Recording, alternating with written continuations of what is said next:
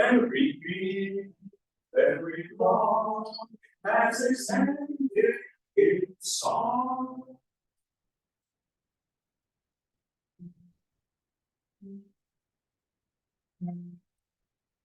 Nightingale, nightingale, sing of joy,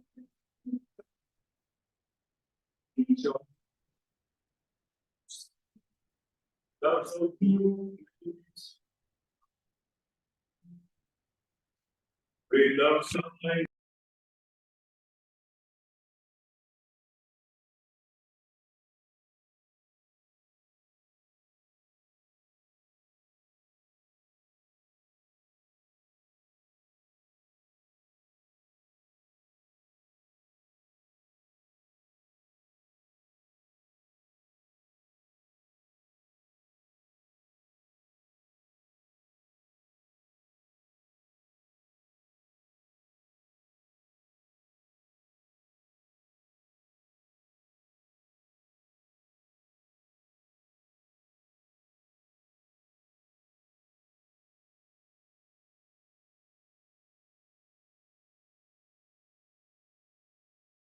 All faith, joy must sing in the night, to face change unafraid.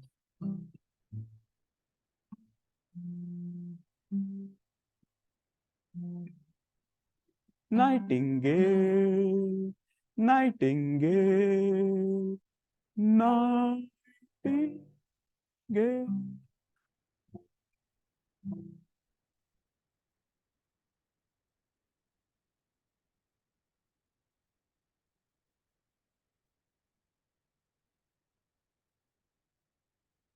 I have some chanting now.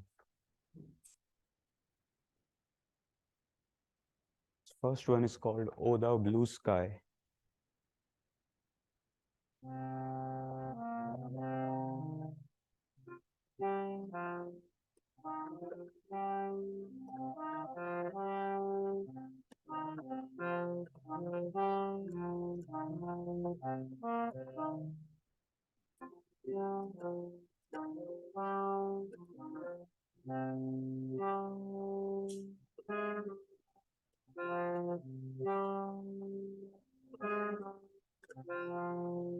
O thou blue sky, under blue cover, hast thou hidden my beloved Lord?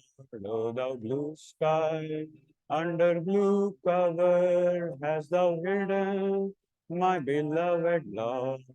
Open thy cover, let me discover. Open thy cover, let me discover my beloved Lord in my heart of hearts.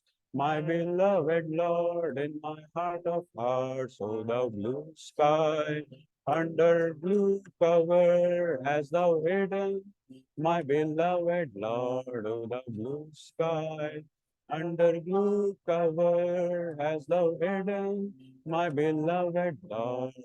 Open thy cover, let me discover. Open thy cover, let me discover my beloved Lord in my heart of hearts.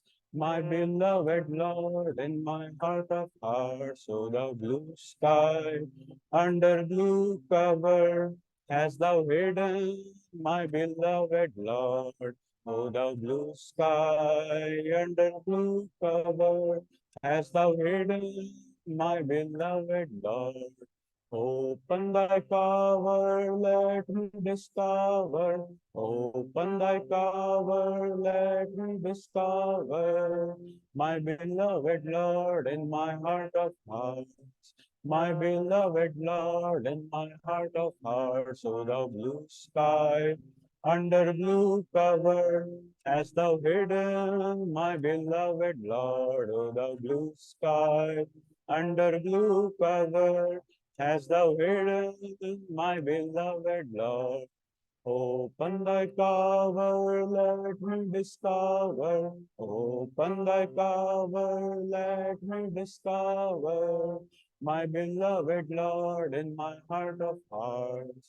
my beloved Lord, in my heart of hearts, oh the blue sky, under blue cover has thou hidden, my beloved Lord, oh the blue sky, under blue cover has thou hidden, my beloved Lord. Open thy cover, let me discover. Open thy cover, let me discover. My beloved Lord, in my heart of hearts. My beloved Lord, in my heart of hearts. Open thy cover, let me discover. Open thy cover, let me discover. My beloved Lord, in my heart of hearts. My beloved Lord, in my heart of hearts. My beloved Lord, in my heart of hearts. My beloved Lord, in my heart of hearts. Under blue sky, under blue cover, as thou hidden, my beloved Lord, in the blue sky. Under blue cover, as thou hidden, my beloved, under the blue sky. Under blue cover, as thou hidden, my beloved.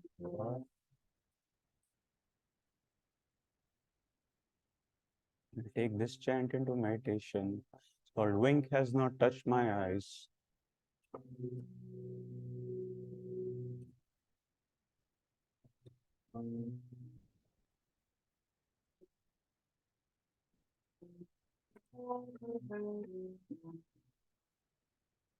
Wink has not touched my eyes ever since I saw thee. A wink has not touched my eyes ever since I saw thee. Without thee, my bread does not want to flow.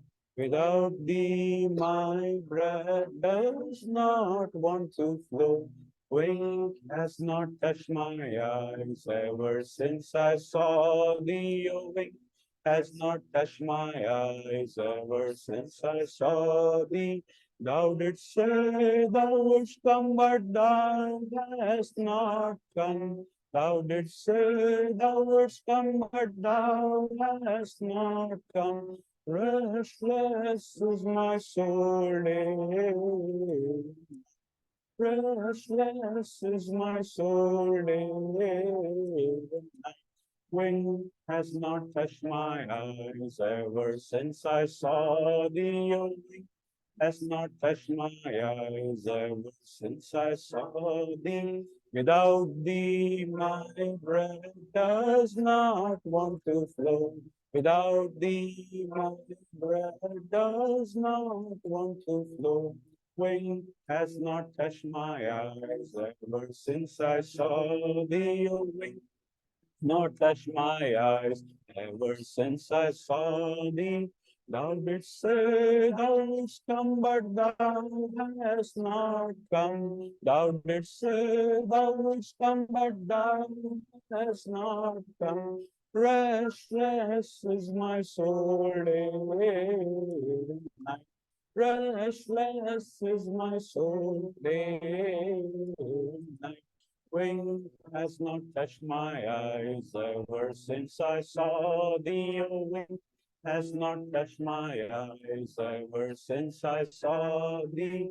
Without thee, my bread does not want to flow. Without thee, my bread does not want to flow. Wing has not touched my eyes ever since I saw thee. Wing has not touched my eyes ever since I saw thee. Thou didst say thou wouldst come, but thou hast not come. Thou didst say thou wouldst come, but thou hast not come. Restless is my soul day and night. Restless is my soul day not touched my eyes ever since I saw thee. Your wing has not touched my eyes ever since I saw thee, Lord. Wing has not touched my eyes ever since I saw thee. Has not touched my eyes ever since I saw thee.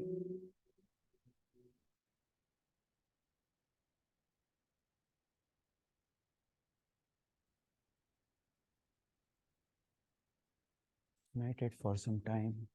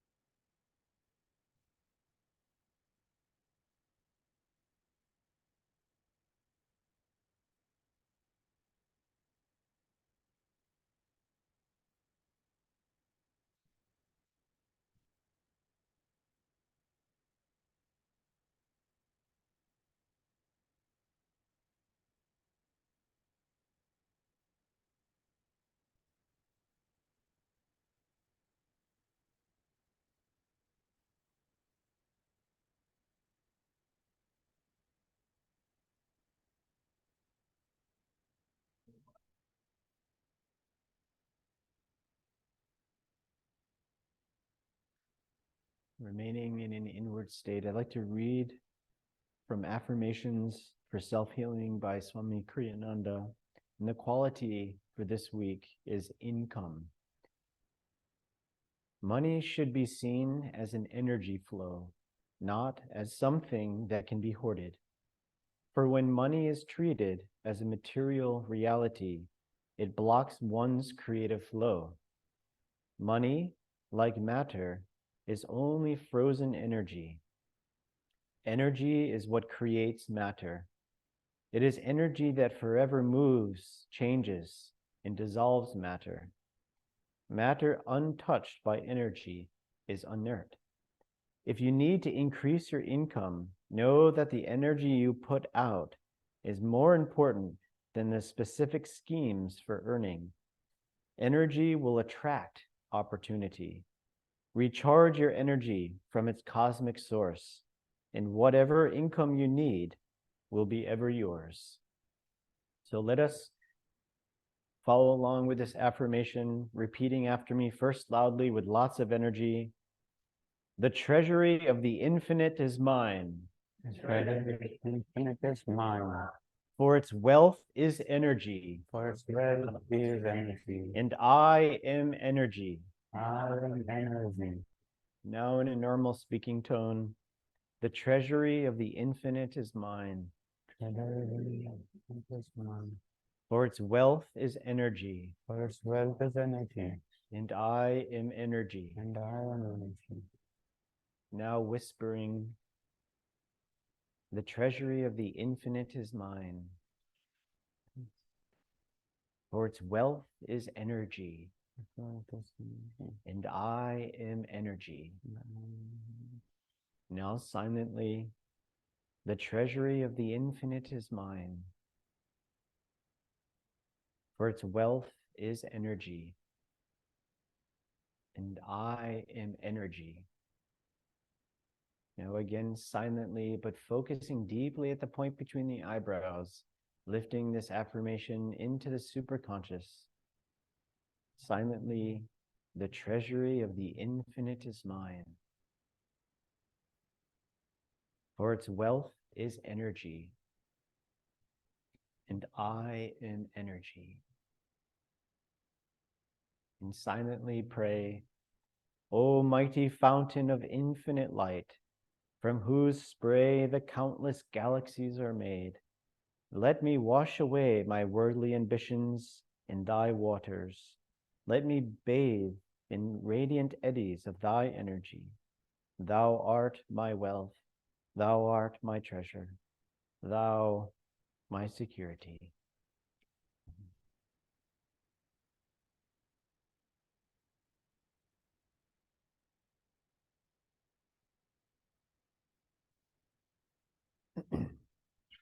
So welcome everyone to today's Sunday service. It's very nice to see some youthful old friends that I haven't seen in a long time, and also it's a joy to have my parents here today. Sagar and I have been on a tour from Maryland and New York City and then here, and had a wonderful weekend of classes with many of you, and it was just such a blessing to be back in this sweet state of Rhode Island. Also, just wanted to wish all of the mothers here a blessed, happy Mother's Day. And also today is a day of course, we also wish happy birthday to the mother of us all, of Divine Mother. So I'm going to read now from Rays of the One Light, which are commentaries on the Bible in Bhagavad Gita by Swami Kriyananda. And this week is entitled Activity versus Inner Communion. Truth is one and eternal. Realize oneness with it in your deathless self within. The following commentary is based on the teachings of Paramhansa Yogananda. Last week, we contemplated the well-known story of Martha and Mary.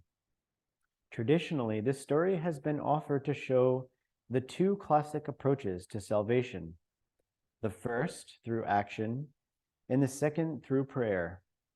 The excuse of the Marthas of this world has always been, the church needs its Marthas too. Treaties, moreover, have been written to justify the Martha approach to piety, praising her self-sacrifice as perhaps even higher demonstration of devotion. Thus do the unmeditative in religion try to justify themselves. Yet the fact remains that Jesus rebuked Martha. Elsewhere, moreover, he spoke of the virtue of feeding the hungry, curing the sick, and housing those who were homeless. It wasn't that he disapproved of serving people. Wrong attitude was the object of his criticism. What he was criticizing was forgetfulness of the true goal of right spiritual action. Good deeds outwardly, without inner communion with God, will result in good karma, but will not bring final freedom from all karma. The path to inner freedom was described by Paramhansa Yogananda in these words: be always calmly active and actively calm. As it says in the Bhagavad Gita, the 2nd chapter, he who is not shaken by anxiety during times of sorrow, nor elated during times of happiness, who is free from egoic desires and their attendant fear and anger, such an one is of steady discrimination. Do your duty in life, so counsels this great scripture elsewhere, but never lose sight of him to whom all action should be dedicated. Thus, through Holy Scripture, God has spoken to mankind. Oh, oh.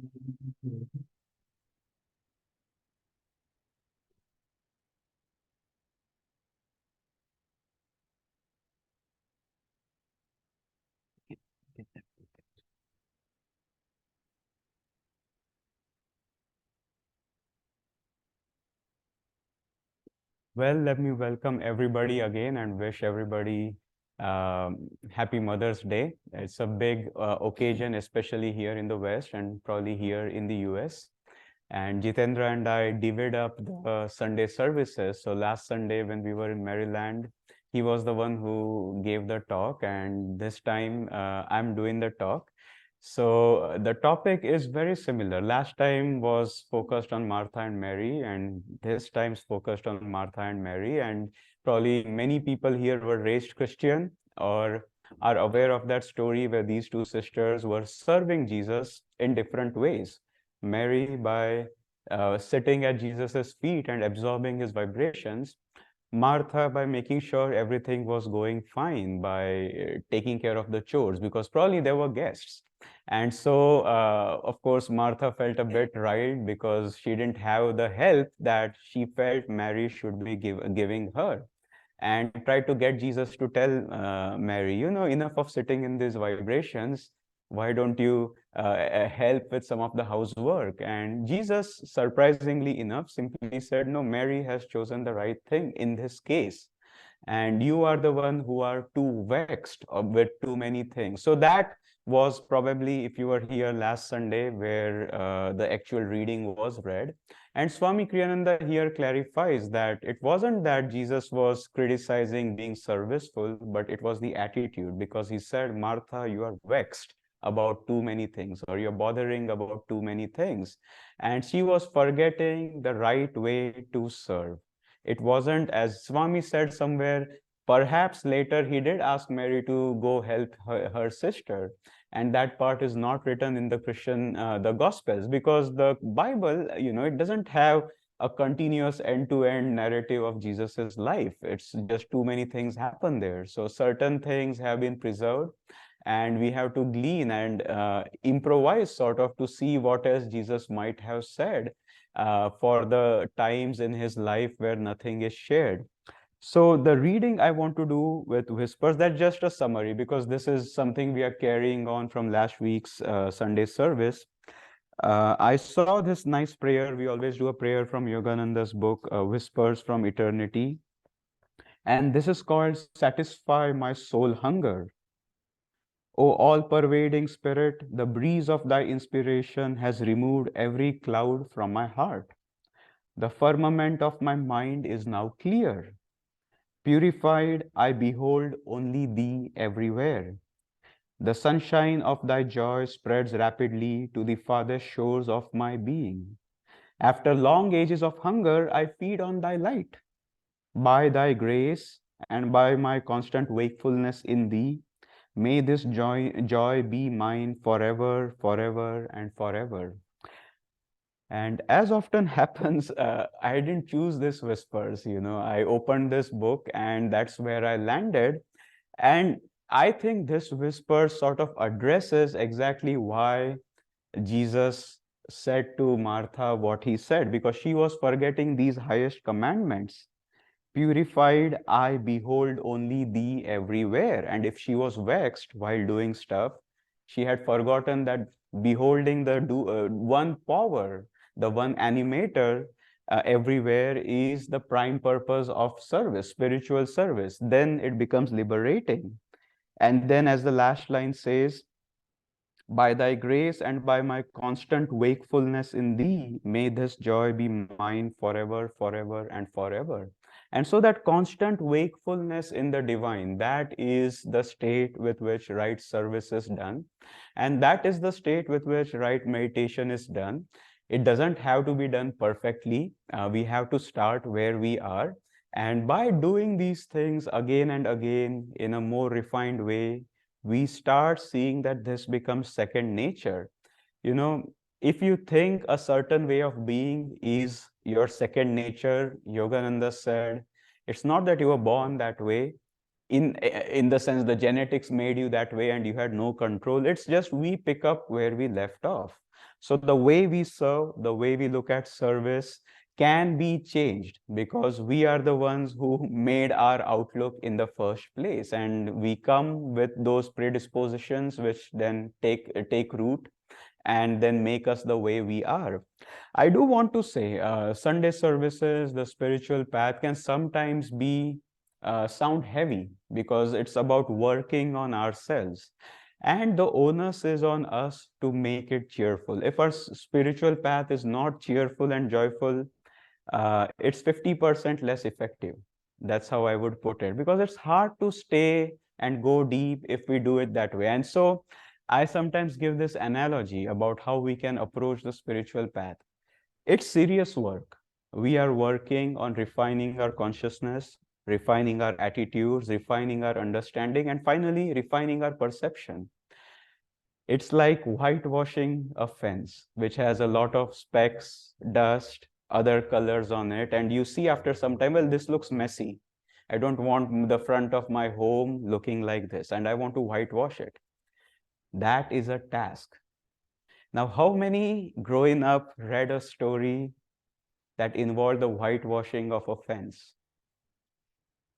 The Adventures of Tom Sawyer. I don't know if people still read that. I read an abridged version when I was in India, and that is a very good lesson. I remember that lesson and say, that's the attitude to take with the spiritual path, because Tom was landed with this huge fence which he was supposed to whitewash.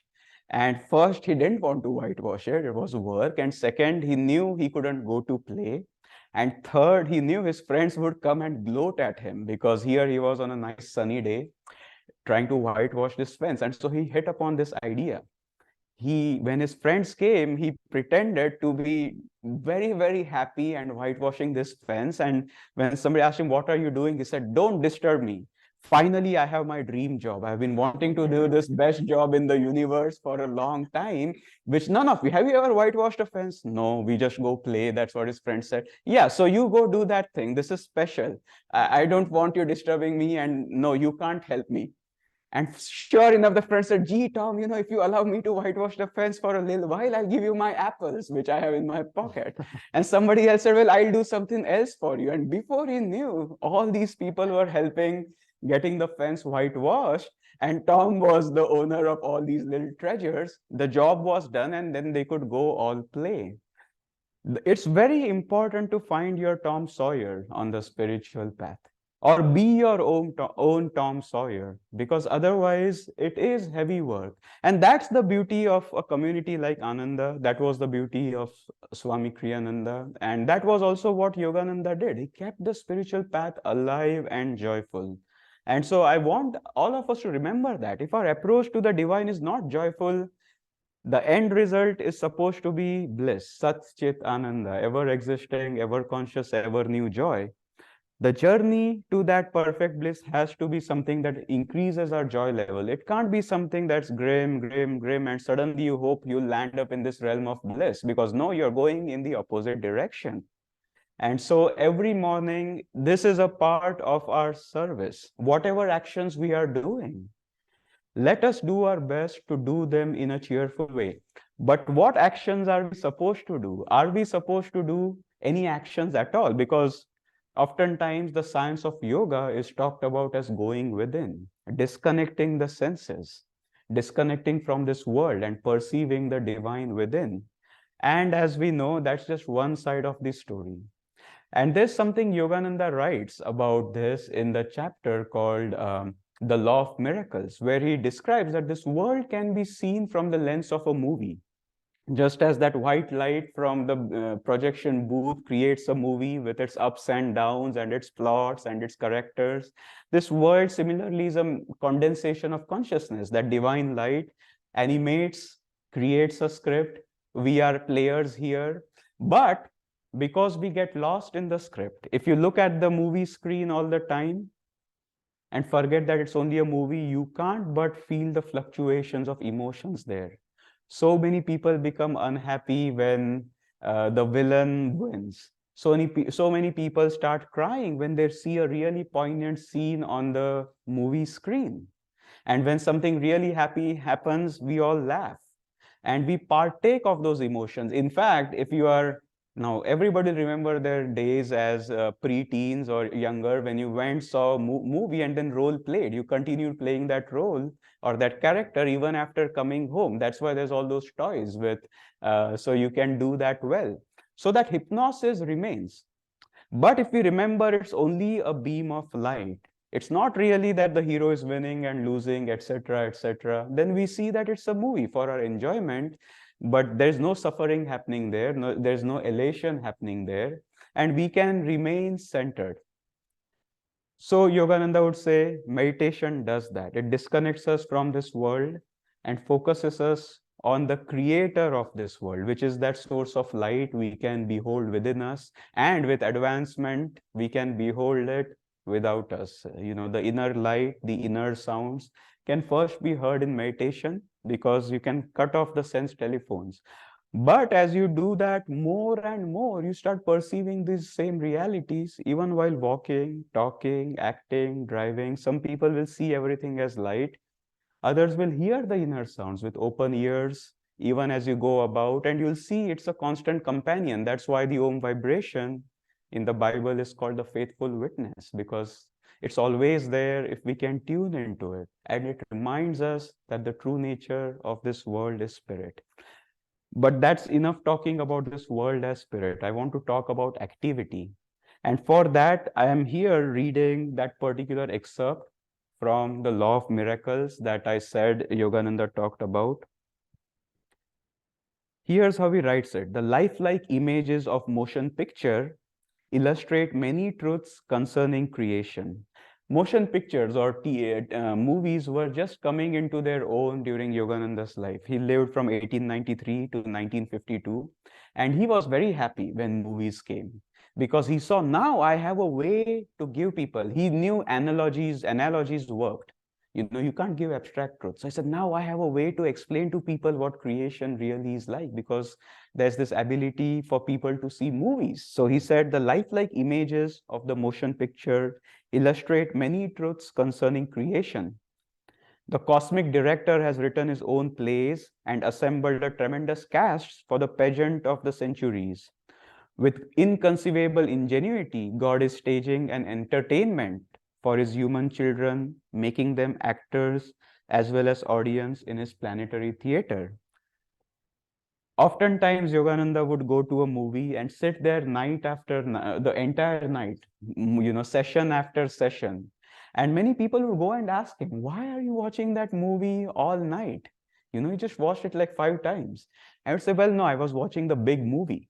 And he would say, when he went to the movie, for a few seconds, he would watch the movie on the screen, but then his consciousness would interiorize and he would be seeing the cosmic movie with the stars and the galaxies and the universe all tumbling in space.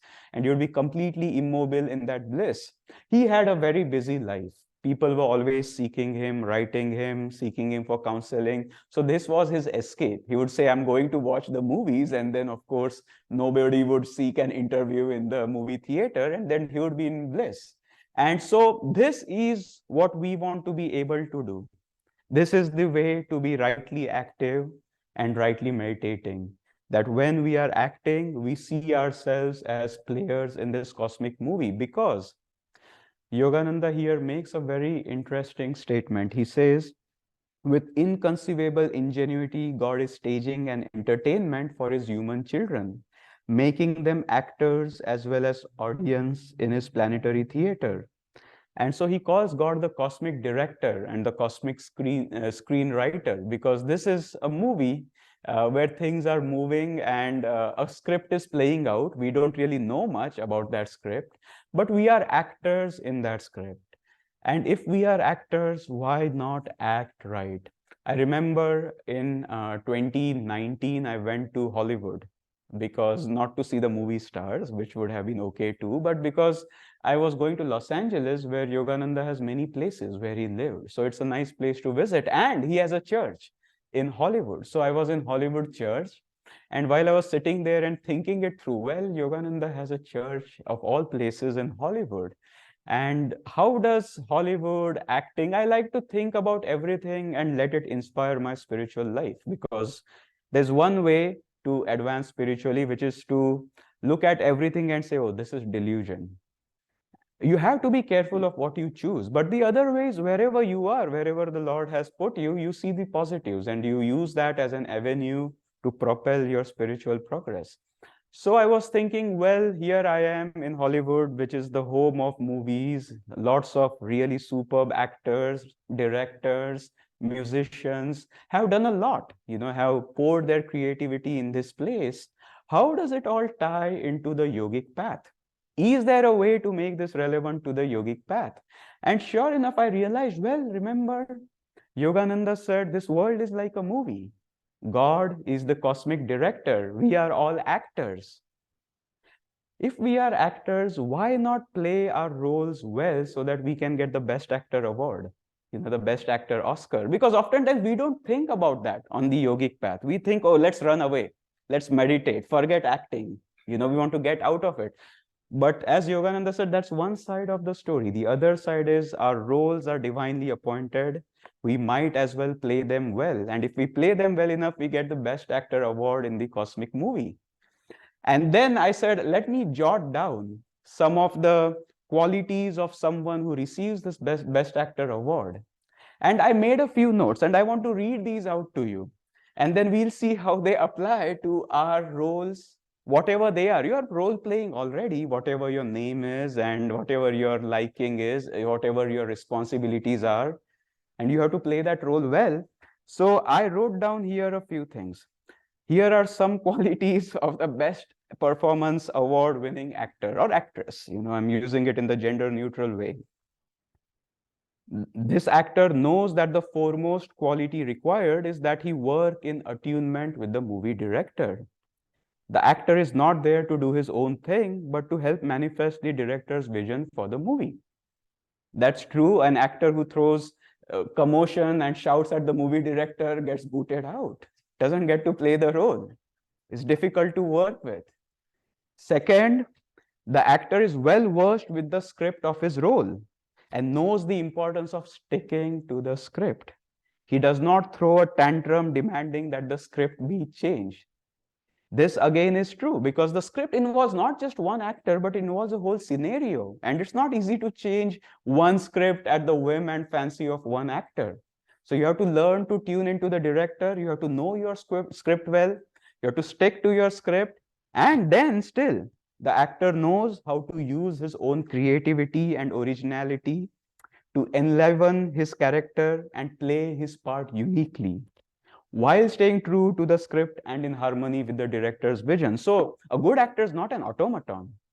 You have a director, you have a script, but a good actor knows how to use his creativity and ingenuity and originality to make the character come alive, to play it in a way nobody else has. That uniqueness, that originality is important. And now this is another important thing. Such an actor wants to deliver an outstanding performance, but with his primary motivation being the movie's success rather than desire for personal glory. It's not enough for the actor to say, well, let me just deliver a mediocre performance. No, you do your role well.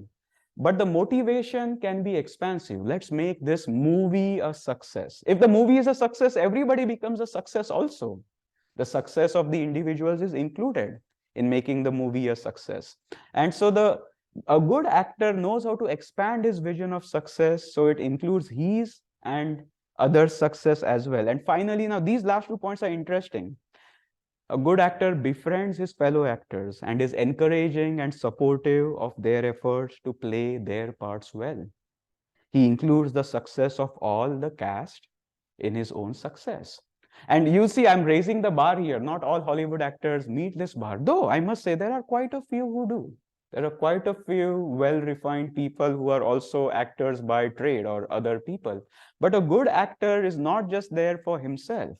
He makes sure the entire cast feels uplifted. If he sees somebody who's a promising talent, tries to help them, bring them up. And that way, in his success, he sees the success of all the cast as well. And finally, this is as important. This actor knows that all said and done, his role in movie is only a role, not his reality. The true measure of his success lies in the life he lives every day outside of the movie, right? Sometimes people are very good actors, but they are very difficult people when they are not acting. And that's not yet a successful actor, because they have forgotten that their true role is the person they are for the few decades they spend on this planet. That is the true acting out there. Now, these principles I wrote down as a sense of half humor, half wisdom, so to speak. These are some things we can all apply in our own lives. If we really want to be the right kind of actor in this divine play, offer the right kind of service, this is what all liberated souls do. One, we have to know what our plot line is, and we have to tune into the script of the movie. We have to tune into the cosmic director in this case, because this movie is run by a cosmic director. This is where meditation becomes very, very important. We don't just want to do our own thing. And if you can find out what your role in this life is, that is a big blessing. That is the hardest part to do. If you don't know that, choose anything that refines and uplifts you. By so doing, you'll be refining your acting capacity and you'll soon be picked up for a better role. Because you don't have to know the entire thing where you are right now. Liberated souls do. That's why they never go astray. But choose something that uplifts and enlivens you, that will bring more light in this world. And if you do that much, you are setting, as you know, as Jitendra's affirmation, the one he read, said, income is a direction of energy. It's a magnetic thing. And so we want to set the direction right and put energy in that direction, and better things come along. If we know the script, it's good to stick to the script. Now, most people here, I suspect, already have a script. You are either a parent, you are in some sort of a work situation, you are in a caregiver situation, or you are doing something else here. You are just an upcoming either a student or a professional, whatever it is, you have your business. So you have a script. You can't just say, okay, now I learned, I have to tune into the cosmic script. I dump everything I'm doing and I just meditate until the divine drops a script into my life. There has to be continuity. So choose whatever it is that you are doing, but think of yourself as part of a big production. This divine play is a big production. And you and I are players in this production, whether we know or not. Based on our qualities, we play certain roles, we play certain paths. By refining our qualities, we can play those parts better. and even get more refined parts as time goes by. So as a part of this production, whatever role you are doing, wake up every morning. This is what I say, and say, I am an actor in this cosmic movie. I want to play my role well. Whatever the divine has given me, whatever stage in life I am in, let me try to tune into that divine. Let me try to play my role well. As it says here, let me try to be successful at my role, a resounding success, but not with the desire, oh, I want to be a success, but let's make this production a success. It will be such a great joy if we do our parts well. And finally, as you know, this is one stage with many, many players, many other actors and actresses, both struggling, doing the. Most people in this planet are struggling actors, how I would put it, if I can use that term. And I don't mean it judgmentally, because life is hard. We are sharing these things in a light-hearted way because grimness doesn't work. But I don't mean to take away from the fact that life can be devastatingly hard also when illness hits, when financial woes hit, when relationship struggles hit. uh, we really shake. I know that. But again, despite that, remember that this world, there's many actors trying to play their roles. And if we can be aware and respectful of other actors, if we can encourage them in playing their roles well, if we can bring them up, this was the beauty of Swami Kriyananda's life. He wasn't a banyan tree shading everything else, but he was trying to help everybody else reach their highest potential. This is why liberated souls come also, to help everybody become uniquely themselves. Those best actor awards, the saints are the ones who have received the best actor award because they follow all these principles. And then they want to show others.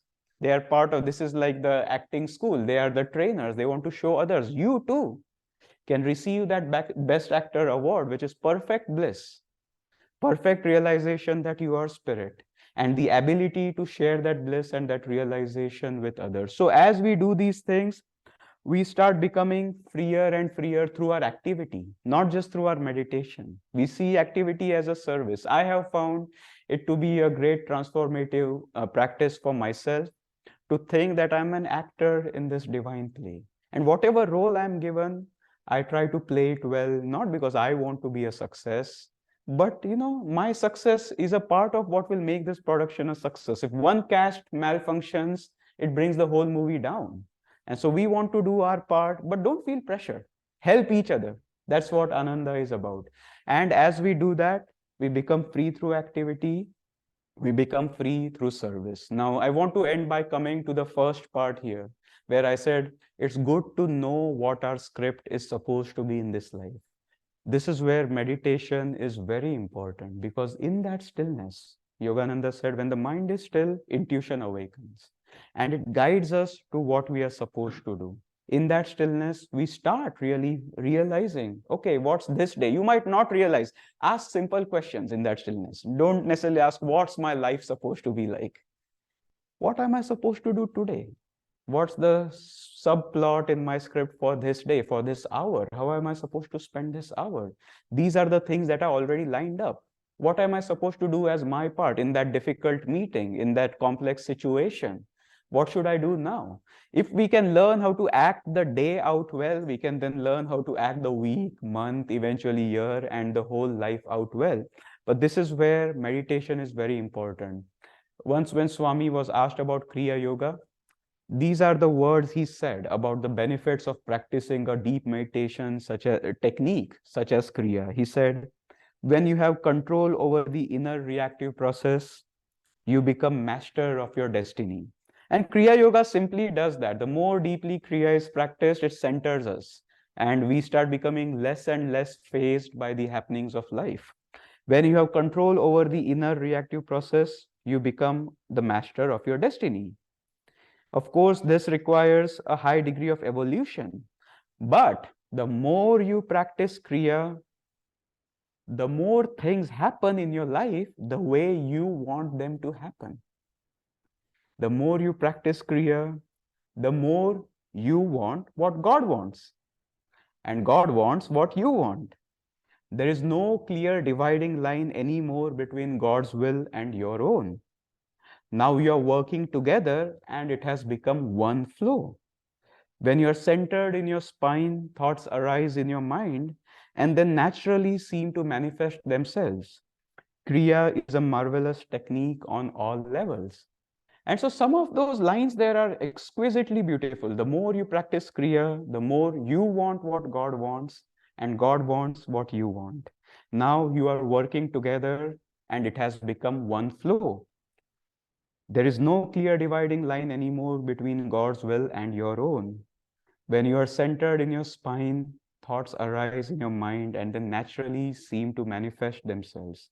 Kriya is a marvelous technique on all levels. And so Kriya can help you become a better actor, whatever your role is, parent, musician, caregiver, spouse, whatever it is, because you'll get in tune with the director, the cosmic director. This really happens as you center yourselves in the spine. And then you start seeing how you are supposed to act, not necessarily what others are supposed to do.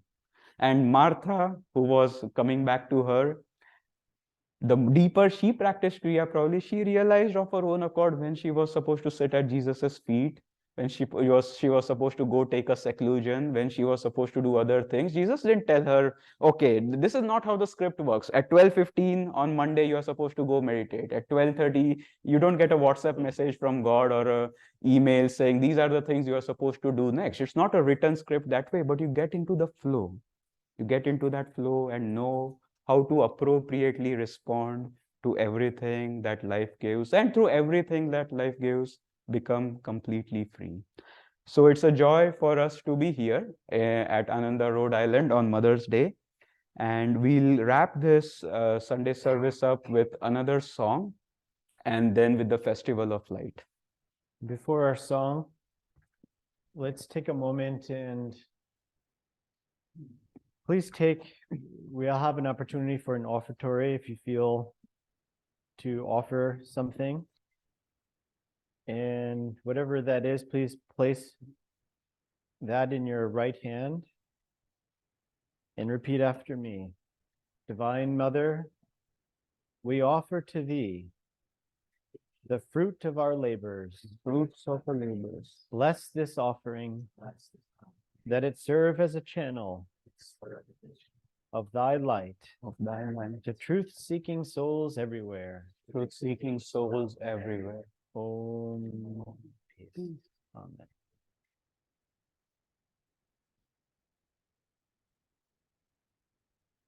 Jitendra, maybe you can stand here and add your voice, because it's better when two people do it. So this one is called O Master, and we'll do our best with this one as the offertory continues.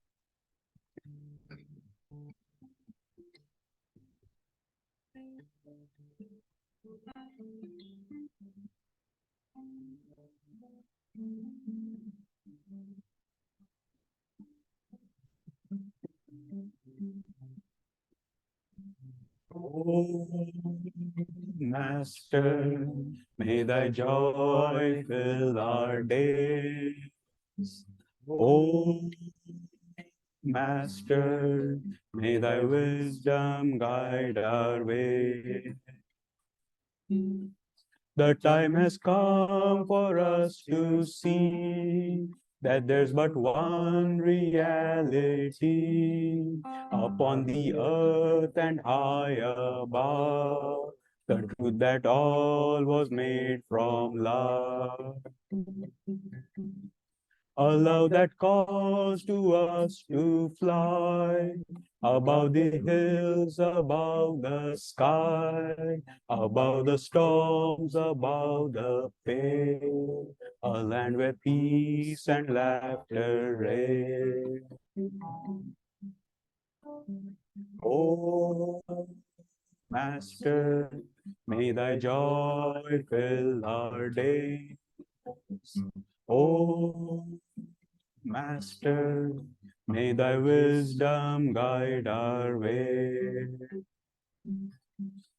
Guide all our hopes and all our dreams, past every glow that only seems, into the light, the inner sun, into the truth that we're all one.